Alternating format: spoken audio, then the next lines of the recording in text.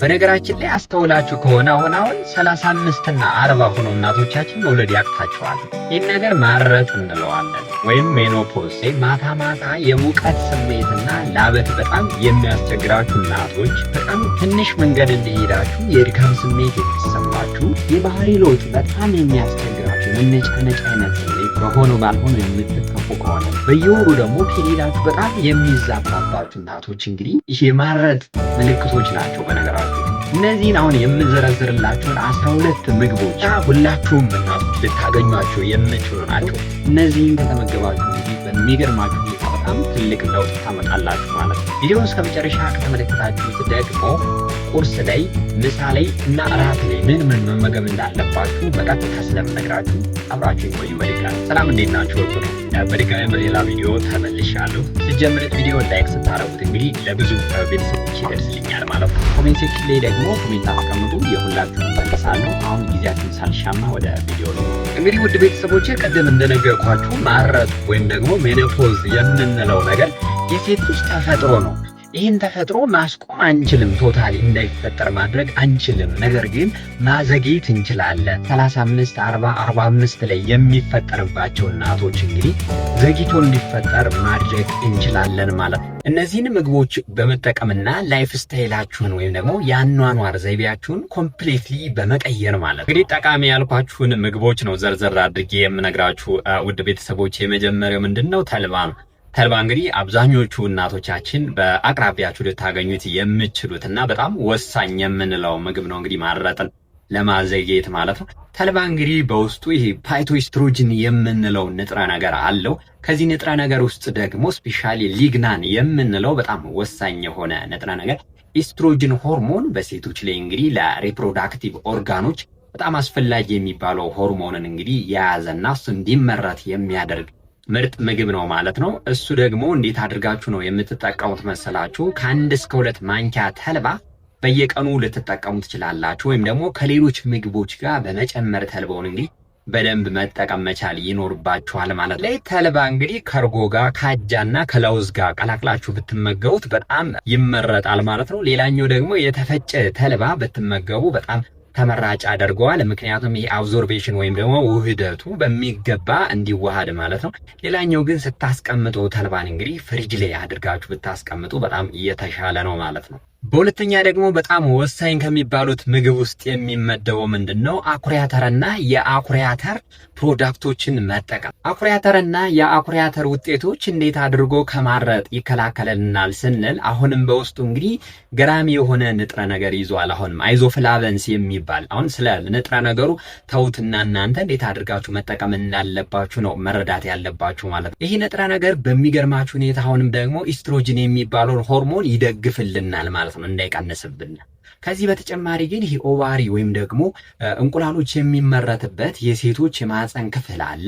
እነሱ እንግዲህ ጤንነታቸው እንደተጠበቀ እንዲቆይሉን የማድረግ አቅም አለው ማለት ነው። የአኩሪ አተርና አኩሪ አተር ውጤቶች እንዳጠቃላይ ማለት ነው። ስትጠቀሙ የመጀመሪያው እንግዲህ የአኩሪ አተር ወተት 1 ኩባያ በየቀኑ መጠጣት። ሌላኛው ደግሞ መክሰስ አካባቢ ሊሆን ይችላል የኩባያ ግማሽ የሚያክል የኢዲማሚ ባቄላ እዚህ ላይ ምስሉን አስቀምጥላችኋለሁ። እሱን መመገብ። ቶፉ የሚባል ቶፉ አዘገጃጀቱም እዚህ ጋር በኢሜጅ አስገባላችኋለሁ። እሱን በወጥ መልክ በመጨመር ከወጥ ጋር ማለት ነው፣ ከጥብስ ጋር ሊሆን ይችላል፣ ከተለያዩ ከሰላጣ ከቆስጣ ጋር በመጨማመር እንግዲህ እሱን መመገብ በጣም በሚገርማችሁ ሁኔታ ነው ውጤት የምታዩበት ማለት። የተፈጨ አኩሪ አተር ብትመገቡ እንግዲህ ካልተፈጨው በጣም የተሻለ ያደርገዋል ማለት ነው። ይህንን ነገርም ታሳቢ ውስጥ ማስገባት ይኖርባችኋል። ሶስተኛው ደግሞ ወሳኙ ምግብ ምንድነው? ሽምብራና ምስር መመገብ። ሽምብራና ምስርንም ስናነሳ እንግዲህ ፓይቶ ኢስትሮጅን ያልኳችሁ ቅድም በውስጣቸው እንግዲህ ኢስትሮጅን ሳፖርት የሚያደርግ የሆርሞን ንጥረ ነገር ስላላቸው በውስጡ በሰውነታችሁ የኢስትሮጅን መጠን በከፍተኛ ሁኔታ እንዲጨምርና እንዲነቃቃ ያደርጋሉ። በዛ ሰዓት እንግዲህ እንዳልኳችሁ የእንቁልጤዎችን ጤንነት ይጠብቃል። ከዛ በኋላ ማረጥ ቶሎ እንዳይከሰት ያደርጋል ማለት ነው። ስለዚህ እነዚህ ጥራጥሬዎችም በጣም ገራሚ የሚባሉ ናቸው ማለት ነው። 1 ኩባያ ምስር ወይም ሽምብራ ሊሆን ይችላል በሳምንት ከ4 እስከ 5 በ5 ጊዜ መመገብ መቻል አለባችሁ። ሽሮ ወጥና ምስር ወጥ መመገብ መቻል እንግዲህ ይህንናውን አብዛኛው ሰው ሊያገኘው የሚችል ነው። ምስርና ሽምብራን ከተለያዩ አትክልቶች ከቆስጣ ከሰላጣ ጋር አብራችሁ ደበላልቃችሁ ለመመገብ መሞከር አለባችሁ። እንግዲህ ውድ ቤተሰቦች ከላይ የተመለከተናቸው ምግቦች ምንድናቸው? እንዳጠቃላይ ፓይቶኤስትሮጅን ወይ ደግሞ የኤስትሮጅን መጠን በከፍተኛ ሁኔታ እንዲመረት የሚያግዙ አይነት ናቸው። ከዚህ በታች የምንመለከታቸው ደግሞ ሆርሞናችሁን ሰፖርት ወይም ደግሞ የሚደግፉላችሁ አትክልቶች ናቸው ማለት ነው። እንግዲህ በአራተኛ ደረጃ የምናነሳው አትክልት ብሮኮሊ ነው። ብሮኮሊ እንግዲህ በተቻላችሁ መጠን ፈላልጋችሁም ቢሆን መመገብ ይኖርባችኋል። አሁንም የኤስትሮጅን መጠኑ ከፍ እንዲልና የሴቶች የመራቢያ አካሎች ጤንነት የተጠበቀ እንዲሆን የማድረግ አቅም አለው። በሚገርማችሁ ሁኔታ ይህ ብሮኮሊ የሚባለው አትክልት ማለት ነው። ብሮኮሊ ስትመገቡ በጣም መብሰል መቻል የለበትም። የተወሰነ ብቻ ሞቅ አድርጋችሁ መመገብ፣ ምክንያቱም ወሳኝ የሚባሉትን እንግዲህ ንጥረ ነገሮች እንዳያጣ ማለት ነው። እንግዲህ በቀን ውስጥ ከ1 እስከ 2 ኩባያ ሊሆን ይችላል። በሳምንት ከ3 እስከ 4 ዙር እንግዲህ ብትመገቡት ብሮኮሊ በጣም በሚገርም ሁኔታ ለውጥ ታመጣላችሁ ማለት ነው። ከብሮኮሊ በተጨማሪ እንግዲህ የተለያየ የጎመን አይነቶች ቃሌ የምንለው የአበባ ጎመን፣ ብራስልስ ስፕራውት የሚባሉትን እንግዲህ በአጠቃላይ አብራችሁ ብትመገቧቸው እንግዲህ የምታገኙ ከሆነ በጣም ሪከመንድ ይደረጋል ማለት ነው። በአምስተኛ ደረጃ መመገብ ያለባችሁ በጣም ወሳኙ ነገር የስኳር ድንች ነው። የስኳር ድንች እንግዲህ አብዛኛው ሰው ጠቃሚ አይመስለውም ማለት ነው።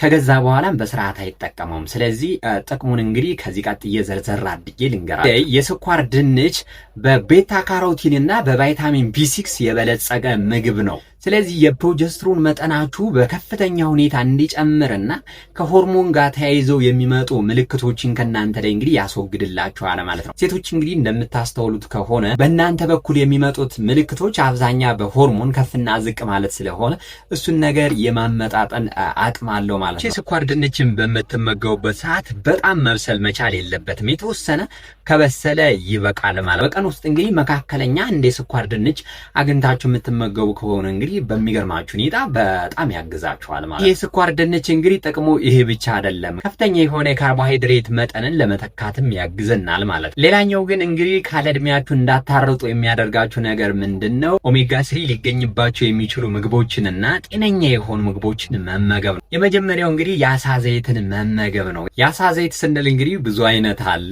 ሳልመን አለ የሚታወቀው ማለት ነው። ሳርዲን አለ፣ ማክረል አለ። እነዚህን እንግዲህ ካገኛችሁ የአሳ ዘይት በጣም ያግዛችኋል ማለት ነው። ምክንያቱም ኦሜጋ 3 በውስጡ ስላለ። ኦሜጋ 3 ያላቸውን ምግቦች በምትመገቡበት ሰዓት እንግዲህ በሚገርማችሁ ሁኔታ በከፍተኛ ሁኔታ ይሄ ብግነት ወይም ኢንፍላሜሽን የሚባለው ነገር እንዳይከሰት ያደርጋል። ኦቫሪዎቻችሁ ወይም ደግሞ እንቁልጤዎቻችሁ ጤናቸው የተጠበቀ እንዲሆንላችሁ ያደርጋል ማለት ነው።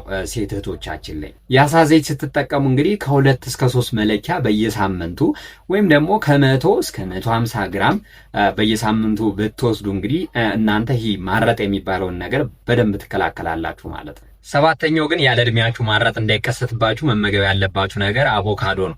አቮካዶ እንግዲህ በአቅራቢያችሁ ልታገኙ ትችላላችሁ። አክቹዋሊ አሁን ላይ ትንሽ የተወሰነ ተወዷል ማለት ነው። አቮካዶ ውስጥ እንግዲህ በጣም ብዛት ያለው ሞኖሳቹሬትድ ፋት እና ቫይታሚን ኢ ይዟል። በዚህ ሰዓት እንግዲህ ለሆርሞኖች መመረት በጣም ትልቅ አስተዋጽኦ ስላለው እሱን በምትመገቡበት ሰዓት ሆርሞናችሁ ይነቃቃል፣ ይመረታል። በዛ ሰዓት እንግዲህ ያለ እድሜያችሁ ማረጥ ወይም ደግሞ ይሄ ሜኖፖዝ መውለድ አለመቻል አያጋጥማችሁም ማለት ነው። ባጭሩ አመጋገቡን ስንመለከት እንግዲህ በየቀኑ አንዳንድ ለመመገብ መሞከር እንግዲህ ማታገኙ ከሆነ ይብን ማለት ነው 1 ኪሎ ገዝታችሁ ለብዙ ጊዜ ይሆናችኋል። ፕላስ ደግሞ ከሌላ ነገሮች ጋር አደባልቃችሁ ለመመገብ መሞከር፣ ከእንቁላል ጋር በማደባለቅ ፕላስ ደግሞ በዳቦ በአትክልት ሊሆን ይችላል መመገብ እንግዲህ በጣም ቤስት ነው ማለት ነው። ከማረጥ ለመገላገል የምትጠቀሟቸው ደግሞ ይሄ አንቲ ኦክሲደንት የሚባሉ ምግቦችን ነው ማለት ነው። የመጀመሪያው ቤሪ የሚባሉ ነው። ስትራውበሪ፣ ብሉቤሪ የምንላቸው ምግቦችና ሮማን የሚባል አለ እንግዲህ አትክልት አይነት ነው። እነሱን ስትመገቡ ፎቶአቸውን አስቀምጥላችኋለሁ። በከፍተኛ ሁኔታ አሁንም ለውጥ ታገኙበታላችሁ ማለት ነው። አንቲ ኦክሲደንት የሆኑ ምግቦችና አትክልቶችን በምትመገቡ ሰዓት እንግዲህ ይሄ እንቁልጤ አካባቢ አንቲ ኦክሲደንት ስትረስ የሚባለውን ነገር ያስወግድልንና የእንቁላሎች ጥራት በከፍተኛ ሁኔታ እንዲጨምርልን ያደርጋል ማለት ነው። የመጀመሪያው ጥቅም ይሄ ነው። የተደበላለቁ የቤሪ አይነቶችን ስትሮቤሪ፣ ብሉቤሪ፣ ሮማን ያልኳችሁን አደበላልቃችሁ እንግዲህ በቀን 1 ኩባያ ለመጠቀም መሞከር። ሌላኛው ግን ለውዝ፣ አጃ፣ የተለያዩ የአትክልት አይነቶችና እንቁላል ወይም እርጎ ደግሞ አብራችሁ ጨምራችሁ ለመመገብ መሞከር ይኖርባችኋል ከነሱ ጋር ማለት ነው። የሮማን ጁስ ሮማን የሚባለውን አሳያችኋለሁ። የሮማን ጁስ በየቀኑ 1 ብርጭቆ እንግዲህ ብትጠጡ በጣም ውጤታማ ትሆናላችሁ። 9ኛው ግን አብዛኛው አበሻ ሊያገኙ የሚችል እንግዲህ በጣም ወሳኝ ነገር ምንድነው? እርድ ነው።